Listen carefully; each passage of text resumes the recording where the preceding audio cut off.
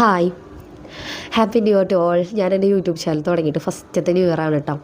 എൻ്റെ ലൈഫിൽ ഏറ്റവും അടിപൊളിയായിട്ടുള്ളൊരു വർഷമായിരുന്നു 2025 എന്ന് പറയണത്. അപ്പോൾ കഴിഞ്ഞ കുറേ വർഷത്തെ ന്യൂ ഇയറുകളിൽ ഞാൻ ആഗ്രഹിച്ചിട്ടുണ്ട് എനിക്ക് വേണ്ടി ഞാൻ ആഗ്രഹിക്കുന്ന കാര്യങ്ങൾ, എൻ്റെ സ്വപ്നങ്ങളൊക്കെ നടത്തിയെടുക്കാൻ പറ്റുന്നൊരു വർഷം ആവണേ എന്നുള്ളത് കേട്ടോ. അപ്പോൾ സത്യത്തിൽ ഈ കഴിഞ്ഞൊരു വർഷം അങ്ങനത്തെ ഒരു വർഷമായിരുന്നു. ഞാൻ ആഗ്രഹിച്ച ഒരുപാട് കാര്യങ്ങൾ എനിക്ക് നേടിയെടുക്കാനായിട്ട് പറ്റിയിട്ടുണ്ട്. ഒരുപാട് സക്സസ് എൻ്റെ ലൈഫിൽ ഉണ്ടായിട്ടുണ്ട്, ഒരുപാട് ഹോപ്പ് എൻ്റെ ലൈഫിൽ ഉണ്ടായിട്ടുണ്ട്. അടിപൊളിയായിട്ട് എൻ്റെ ഈ ഒരു വർഷം കഴിഞ്ഞു പോയിരിക്കുകയാണ്. ഒരുപാട് വിഷമങ്ങളും ദുഃഖങ്ങളൊക്കെ അതിൻ്റെ ഇടയിൽ ഉണ്ടായിട്ടുണ്ട്. നിങ്ങൾക്കും ഉണ്ടായിട്ടുണ്ടായിരിക്കും അല്ലേ? സത്യം പറഞ്ഞാലേ വിഷമങ്ങളും ദുഃഖങ്ങളൊക്കെ വേണം.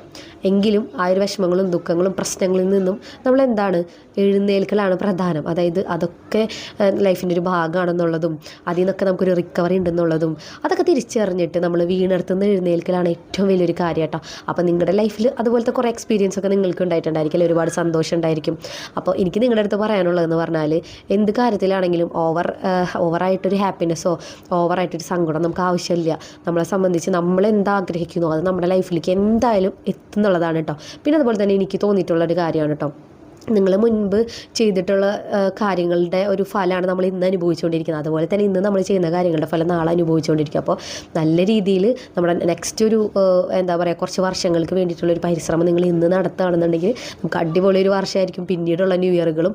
അതുപോലെ തന്നെ ഈ ഒരു ന്യൂ ഇയർ നിങ്ങളുടെ ഒരു വർഷമാക്കി എടുക്കാനായിട്ട്, അതായത് ഈ ഒരു 2026 എന്ന് പറയുന്നത് നമ്മുടെ ഒരു വർഷമാക്കി എടുക്കാനായിട്ട് നല്ല രീതിയിൽ തന്നെ നമ്മുടെ മനസ്സിനെ പ്രിപ്പയർ ചെയ്യുക. നമ്മൾക്ക് എന്തൊക്കെ കാര്യങ്ങൾ ചെയ്യാൻ പറ്റും ടൈം മാനേജൊക്കെ ചെയ്തിട്ട് ഓരോ കാര്യങ്ങൾക്കും ഓരോ രീതിയിലുള്ള പ്രയോറിറ്റി കൊടുത്തിട്ട് നമ്മൾ മുന്നോട്ട് പോകുകയാണെന്നുണ്ടെങ്കിൽ നെക്സ്റ്റ് ഒരു വർഷം നമ്മുടെ കയ്യിലായിരിക്കും. ഞാനിപ്പോൾ ഈ പറഞ്ഞ പോലെ 2025 എൻ്റെ ഒരുപാട് ഗോൾസ് അച്ചീവ് ചെയ്യാനായിട്ട് എനിക്ക് സാധിച്ചിട്ടുണ്ട്. ഭയങ്കര ഒരു ഹാപ്പിനെസ് എനിക്ക് ഉണ്ടാക്കാനായിട്ട് സാധിച്ചിട്ടുണ്ട്. അതെങ്ങനെയാണെന്ന് വിചാരിച്ചിട്ടുണ്ടെങ്കിൽ നമ്മൾ എന്താണോ ആഗ്രഹിക്കുന്നത് അതിനെ റിപ്പീറ്റ് ചെയ്ത് നമ്മൾ സ്വപ്നം കാണുകയും അതുപോലെ തന്നെ അതിന് വേണ്ടി നല്ല രീതിയിൽ പ്രയത്നിക്കുകയും ചെയ്തിട്ടുണ്ട്. നമ്മുടെ ഒരു വർഷമായിരിക്കും നെക്സ്റ്റ് ഒരു ഇയർ എന്ന് പറയുന്നത്.